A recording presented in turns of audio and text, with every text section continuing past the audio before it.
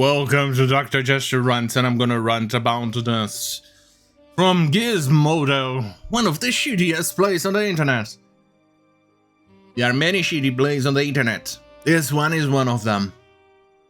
Right alongside Kotaku, Reset Era, and many other websites. Right! Netflix kneecapped its own efforts to champion diverse shows, asked what writers say.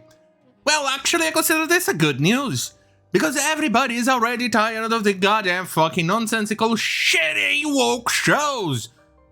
For instance, I did not even bother watching The Witcher. I already know it's garbage, it's an affront to the lore and everything else, so why bother? So, they go on right ahead and lose money. Nobody cares. Well, there are many shows that are so woke that nobody even cares. I remember October Faction actually took me 3 fucking days or 4 to actually remember the title of the program. I only remember a couple of scenes that were so insulting to the viewer that it was absolutely insane. And I remember the name later. And I commented here on YouTube when I actually watched it, but either way, October Faction. That's a Netflix TV show. It was garbage. I couldn't even stomach halfway to the second episode. I had to actually give up. They were talking about a black woman. Oh my god, guys, I was so oppressed as the only black woman extern on high school. Well, that's how retarded it was. And I gave up. They don't learn, do they? Well, apparently it seems that lack of money may be forcing them to learn a thing or two. And that's a good thing.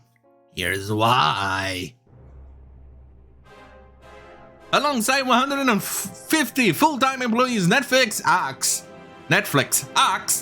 Tuesday, dozens of contract writers were shown the door. Well, that's a good one. Maybe you should learn how to code.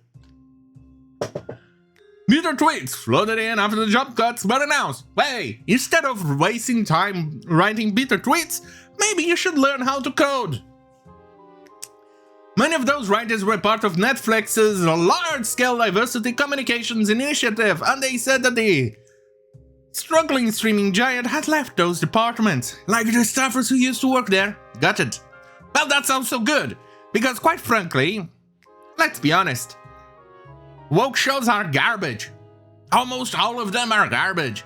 Very few ones actually manage to even go and have an interesting, overarching storyline that, despite the wokeness, you still feel like, okay, let's continue watching, but Jesus Christ, this thing is bad.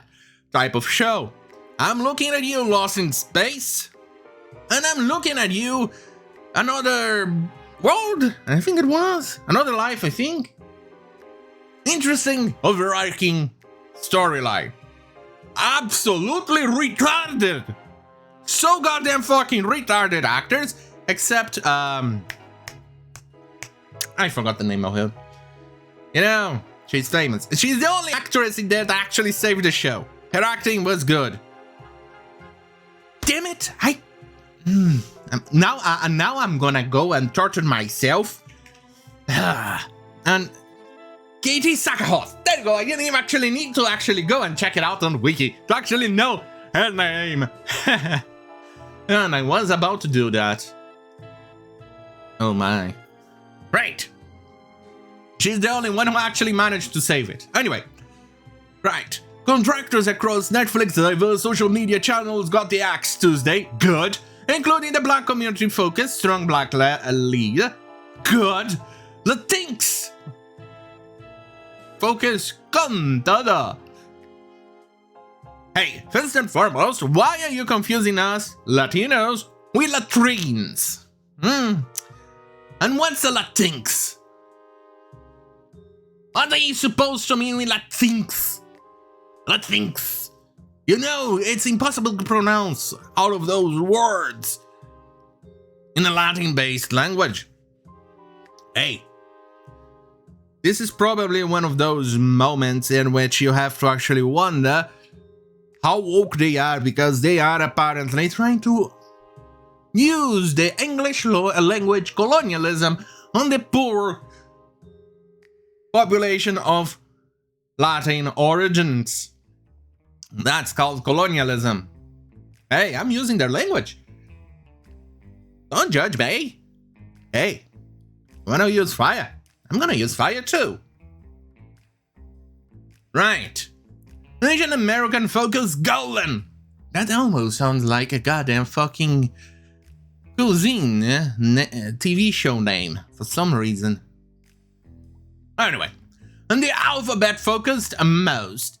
Notable writers were likewise laid off from Netflix fandom blog Tudum, which had already seen a prior round of layoffs last month. Good, learn to code. Many of these select social media initiatives were only a few months old. Golden had only been introduced in January. Oh, sit on a pickle. So basically you lasted longer than CNN Plus. But in that short time, the platforms were appreciated by their select communities. Sites like The Hollywood Reporter lauded strong black lead for allowing black voices to amplify content that appeals to the community while at the same time bringing conversation about black-focused media on the mainstream. Why do you need to actually go so absolutely woke that you actually have to do that? There's already a lot of black TV shows, black leads and things like that on many, many programs out there. Jesus Christ.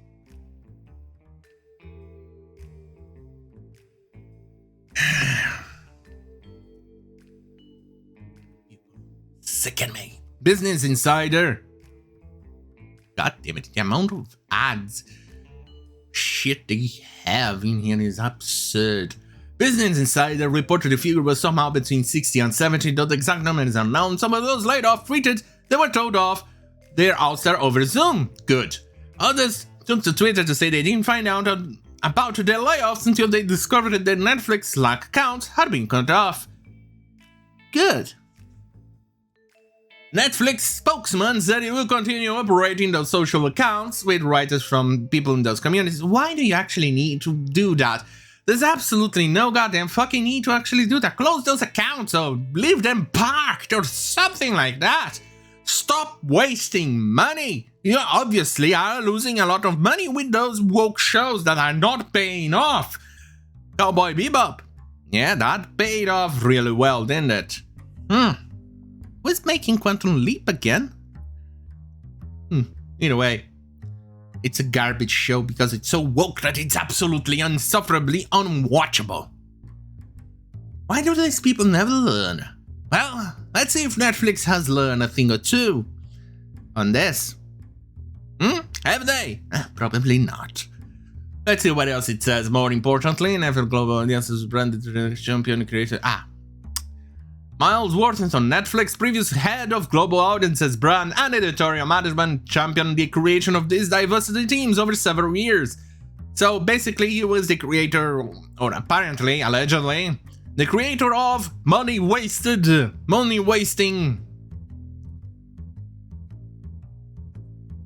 things. He left the company early this month, and on May 17, he took to Twitter to lament the end of the teams he built from nothing. Well, basically you wasted the company's money for your own political activism. That's never good. Now the subscribers are going to suffer because now they actually have to pay more to offset the cost of what you caused. Congratulations, you worthless piece of shit. Anyway, quote, individuals on the diversity teams remain, according to Worthington, but the ex-Netflix head, seriously, that was a mouthful, ex-Netflix head did not respond to Gizmodo's request for further comment. Was that a Freudian slip? Others spoke fondly on what they were accomplished writing for Netflix. Go suck a cock. Here, let's go in this one. In addition to the